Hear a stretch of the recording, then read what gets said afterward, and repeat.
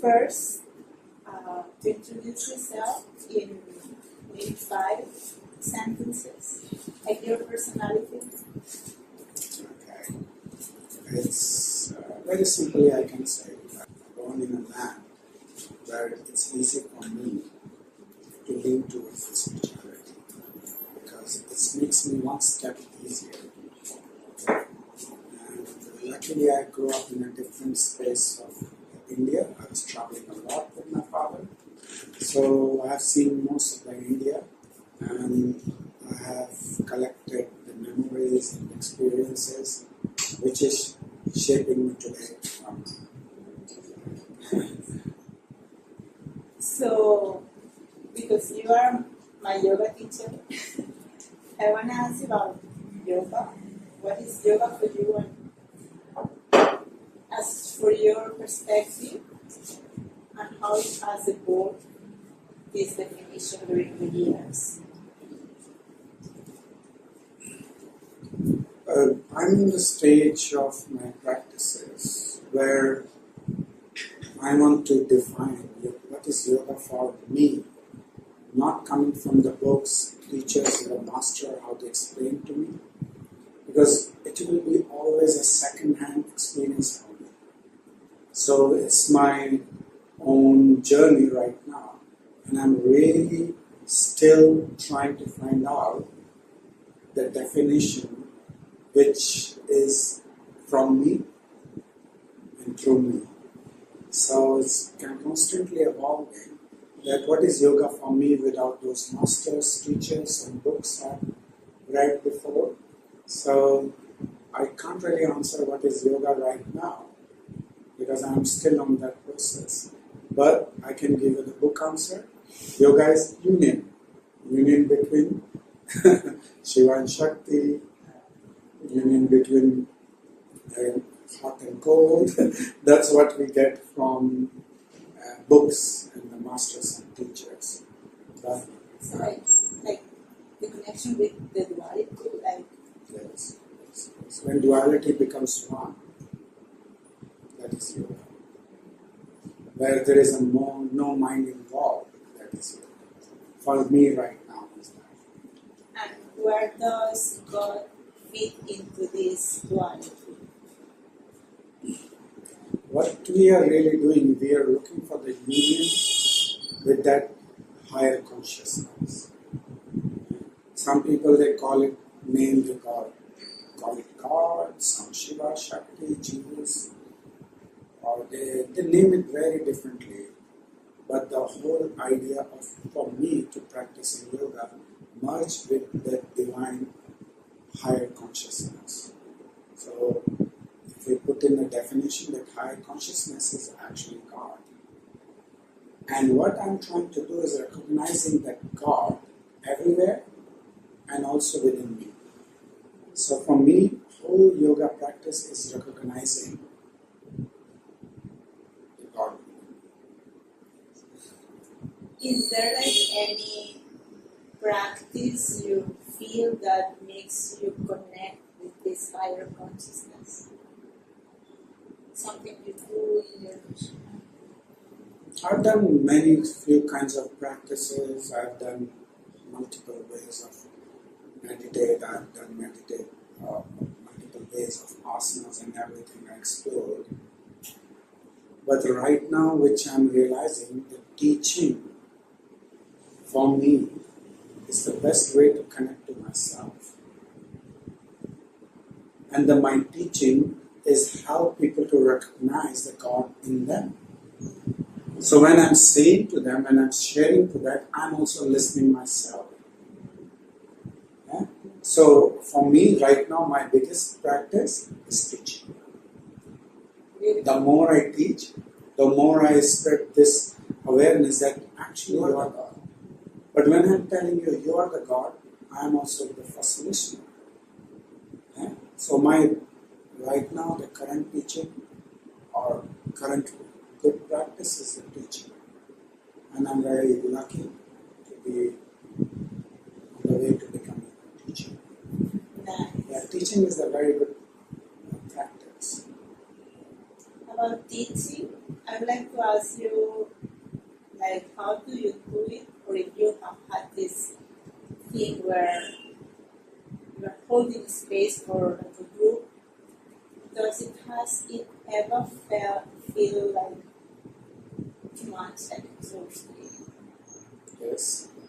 How did you deal with that?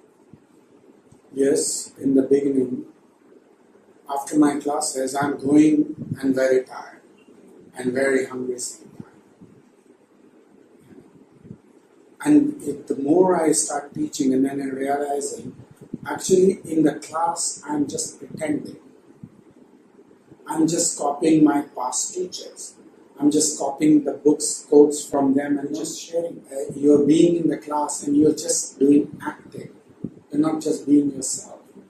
So you get tired. If one person, I get tired, only one person in my class, what to do now? Or if there is a 30 students, or it's too many people, how am I going to do that? So there is a lot of fear and conflict.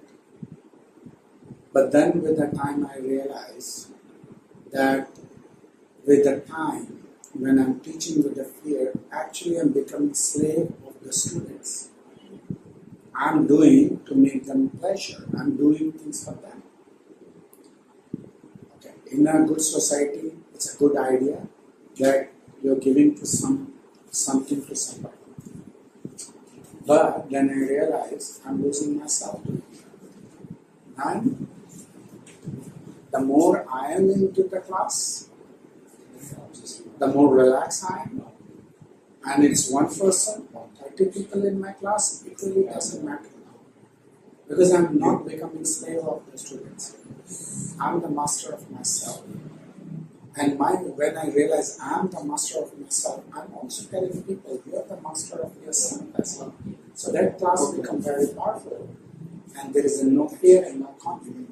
So for me, now teaching is not a job. It's not a burden anymore. Because I'm not teaching anybody. I'm not involved in teaching. It's just a challenge. Deal when you have to show yourself vulnerable. You want to be like the perfect teacher that is holding the space for the others, that they feel safe, secure. But sometimes we are sad, or we are angry. That's very right. And it's very natural, this thing happening. But for me, my teaching is also my practice. Makes sense to me? This is also my practice. And whatever I'm doing, someday I don't have a good day. You wake up not so well. You have some arguments before your class. Makes sense to me? But when I enter my classes now, after that breakthrough, this is also my space where I'm also healing myself. When I'm teaching, I'm also healing. And students, they don't need to know my background, what I'm dealing. But when I'm in the space, I know there is a high self is taking care of it. So I drop all the ideas, what I'm going to do is very naturally happening. And I just go as a person. I'm not carrying the baggage once I enter the class. And I take care of the people through the channel. I'm not involved. If I'm involved, then my emotions also involved. My story is also involved. And it's not honest. It's not honest with the space. It's not honest with the students also. Since if I carry my baggage in front of the students, I'm also giving them my baggage also. Am I honest? So when I enter my class, it's my own practice. I'm not carrying any baggage. After my class, I will gain back that situation again. Right now, I'll be honest with this. And last question, well, it's not a question, but it's like a space if you want to share something or say something else. It's coming to you right now. What I'm saying in this current situation, don't treat yoga as a trend.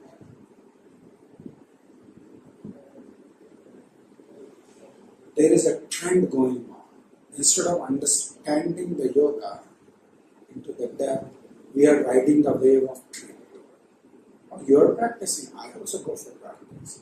So we are just following that trend. So I would say, remove that trend from your mind and go to that, what is really yoga for you. It's like a fashion. Now yoga is like a fashion, carrying your mat, walking around, and putting on Instagram. You've been practicing so much, and you've been yoga practitioner sometimes. It's good to expose yourself into social media. It's very good, but don't ride the trend, because if you're riding the trend will go and it will also come back. So why not remove the trend and constant? Trend means this, no? And then yoga is constant. So in Rishikesh, where can people find you? I keep changing my places. We never know where I'm going to be next month, next year, which like I change my yoga house all the time. But yes, you can reach me through Instagram. You can reach me through also WhatsApp. And where I am, I can inform. So thank you very much, Raji. Thank you for this. I also, when I'm telling you this thing, I'm also learning as well. Because it's coming, I also don't know from where it's coming, but I'm also listening. So it's very good for me to learn also. Thank you for the questions.